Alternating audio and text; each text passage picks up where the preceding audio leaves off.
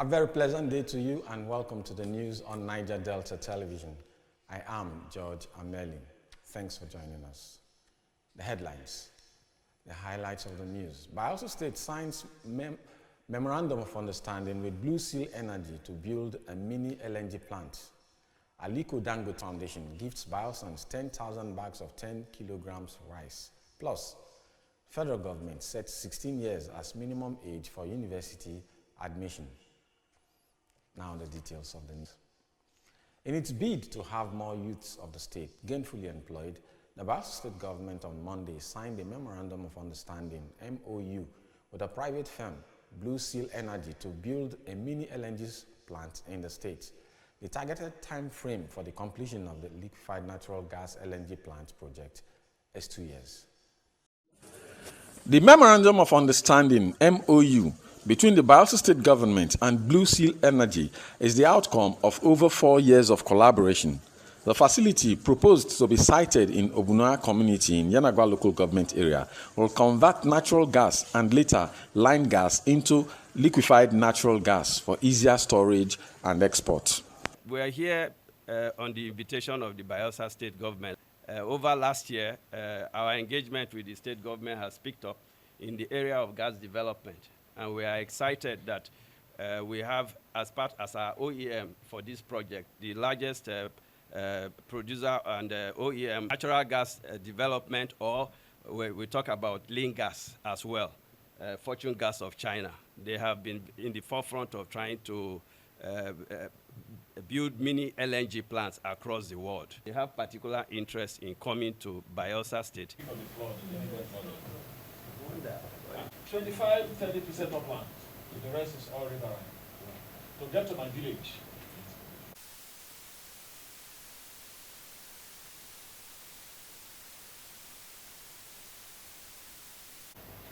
we are an Australian state. We have plenty of export. The final outcome upon conclusion of the gas plant shall have multiplier effects beneficial to the government and people of Bayelsa State. The project is to establish a 2 million scope mini LNG plant, and that is to say it will attract a lot of indirect and direct employments. Indirect employments during the construction period, and the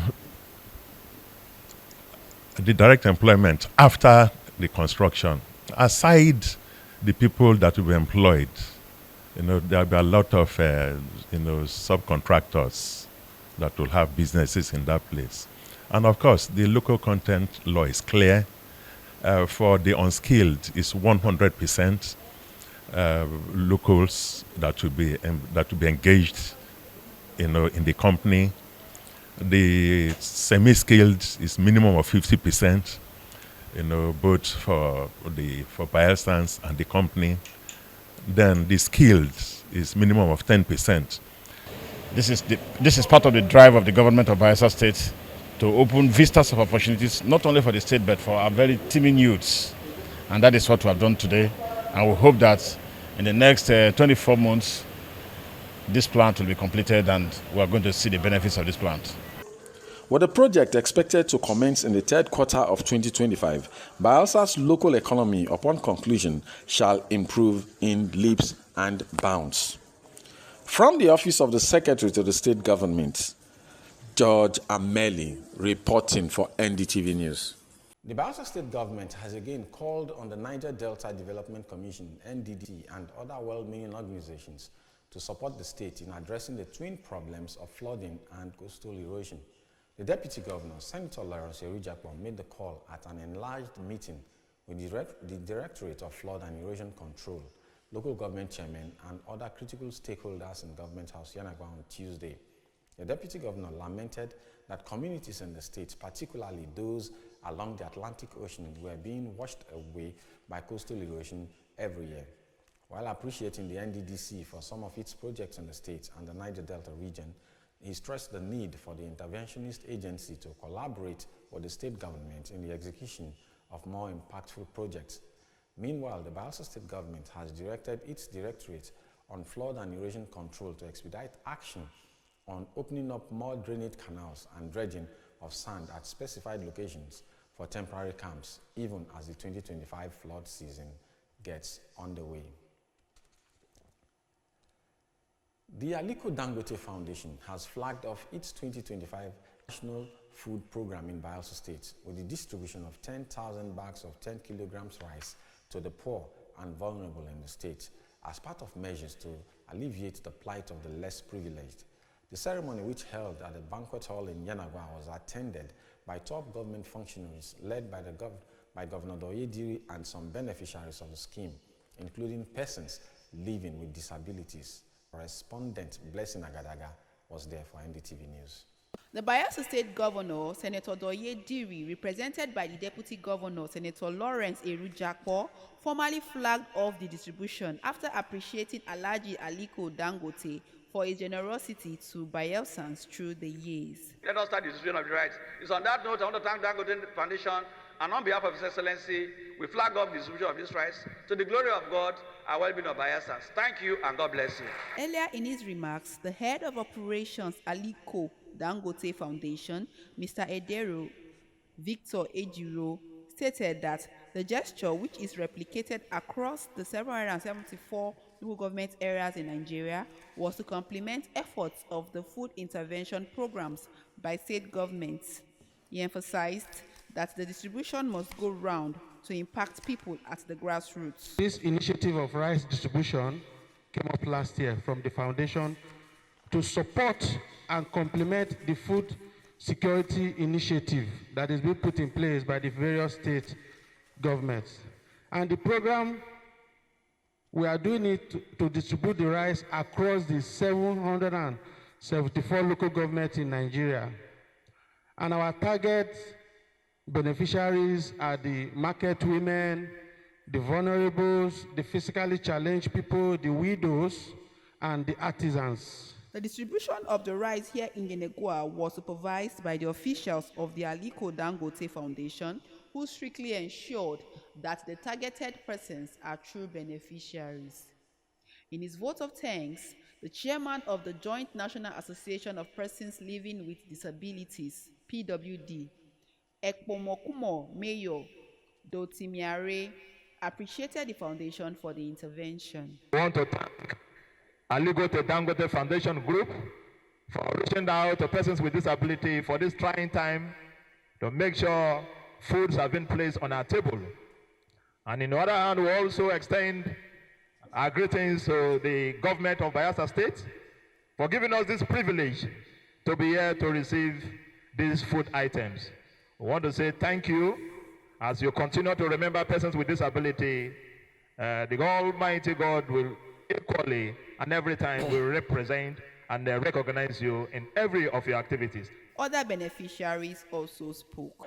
I want to say thank you to them. God to continue to replenish their pockets. May God continue to bless Dangote Foundation for what they have done today. The rice distribution will in later days cover the entire 8 local government areas in Bayelsa State as the Aliko Dangote Foundation continues its impactful work in education, health, empowerment, and more.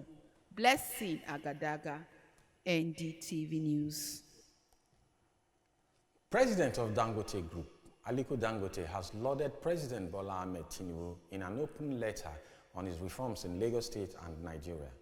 In the letter posted by the presidential spokesman, Bayo Onanuga, on Wednesday, Dangote specifically commended Tinubu for addressing ocean surges and flooding in Victoria Island and for building a new Atlantic city as well as expanding the country's infrastructure by simultaneously embarking on the construction of the Lagos-Calabar and Sokoto-Badagry superhighways.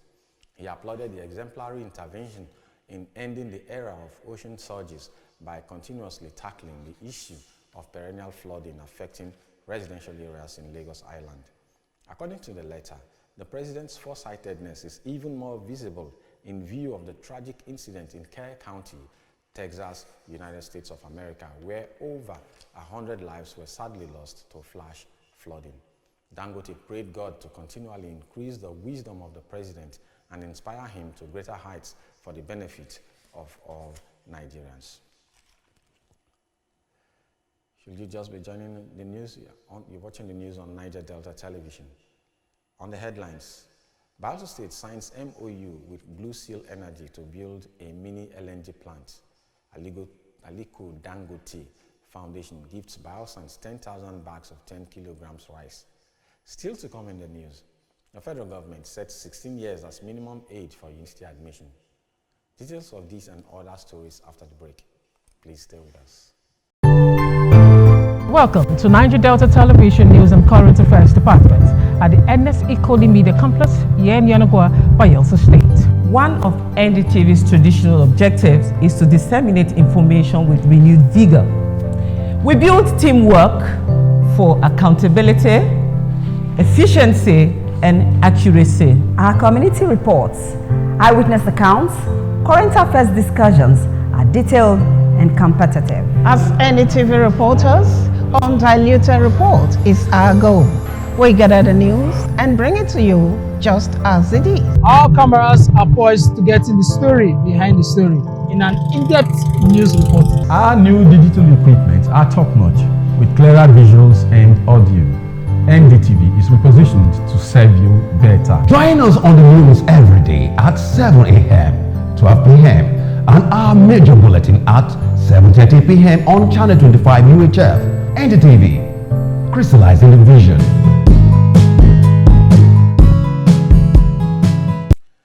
Glad to have you. The federal government has formally set 16 years as the minimum age for admission into Nigeria's tertiary institutions. Minister of Education, Dr. Tunji Alausa, who announced this on Tuesday during the 2025 policy meeting of the Joint Admission and Matriculation Board, JAMB, in Abuja, stated that the age requirement is non-negotiable. Dr. Alausa further warned that any admission done outside the Central Admissions Processing System, CAPS, will be considered illegal, and heads of institutions involved in such practices will be held accountable and may face possible prosecution. Alausa said the government is determined to sanitize the admission process, adding that strict compliance with the rules will now be enforced across all institutions. The age limit follows months of debate around the appropriate entry age for higher education in Nigeria. Meanwhile, the Joint Admission and Matriculation Board, JAMB, has also raised the minimum cutoff marks for university admissions from 120 to 150 for the 2025-2026 academic session, while admission into colleges of nursing was pegged at 140. Polytechnics and colleges of education were left at 100.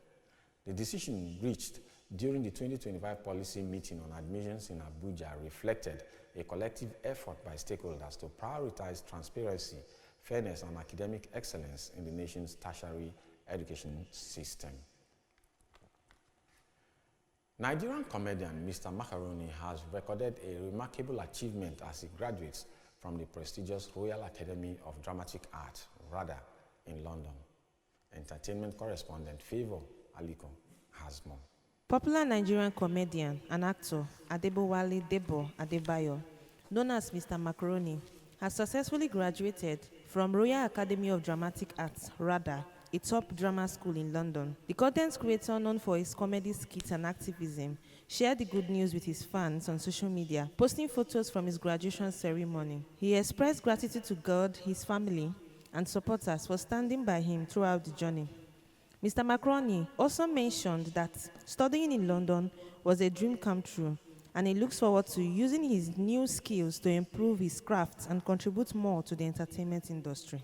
Singer Paul Okoye of the Debut P-Square crew, also known as Rude Boy, has celebrated his twin, Nathan and Nadia, on their 8th birthday. The singer shared lovely photos of the twin on Instagram, expressing his joy and gratitude to God for their lives. In his message, he described them as his biggest blessing, saying he's so proud to watch them grow. Fans and friends also joined in sending birthday wishes to the twin in the comments section. Prominent Nigerian relationship expert and social media influencer Blessing Okoro Nkiruka, known as Blessing CEO, has boldly addressed critics on Instagram, saying she will not leave her husband Ikechukwu Dare Obona, IVD, because of public pressure or gossip. She described herself as stubborn, insisting that she will stand by IVD despite his controversy. Blessing further warned celebrities and critics who insult IVD privately while pretending in public, threatening to expose their chats if they continue attacking her relationship. She described critics as people projecting their failed experiences to her, stating that she will not allow their negativity to break her home. Aliko Joseph Favor, reporting for NDTV Entertainment News. And on the foreign scene, Kenyan government vows to clamp down on ongoing protests across the country, threatening legal consequences for those participating in it. For details of this report and other foreign stories, let's join Williams Bekowe. Kenyan President William Ruto has declared a war on protest violence, condemning recent unrest as attempt to overthrow the government by unconstitutional means. Speaking in Nairobi in July 9, he accused unnamed sponsors of orchestrating chaos, burning property, attacking police stations, and funding youth mobilization to disrupt national stability. Ruto stated that any violent action against security forces or installation will be treated as terrorism and met with the full force of the law. His remarks come amid surge in anti-government demonstration linked to economic frustration, police brutality, and widespread dissatisfaction, which have resulted in significant fatalities and destructions. The president warned that those inciting arrest will face serious legal consequences as his government prioritizes restoring peace and safeguarding democratic institutions. United States President Donald Trump and Israeli Prime Minister Benjamin Netanyahu has said a second unscheduled meeting at the White House focusing intensively on advancing a 60-day Gaza ceasefire. According to Trump's Middle East envoy Steve Witkoff, the two sides have narrowed their differences from 4 outstanding issues to just one, raising optimism that an agreement including the release of 10 living hostages and 9 deceased could be finalized within a week. Despite this diplomatic move, Netanyahu emphasized that Israeli military operation will continue until hostages are freed and Hamas is dismantled. Talks in Doha led by Qatar and backed by the US are ongoing, but disagreement over Israelis' withdrawal remains. While efforts focus on reaching a ceasefire, balancing military goals with urgent humanitarian needs remain a challenge.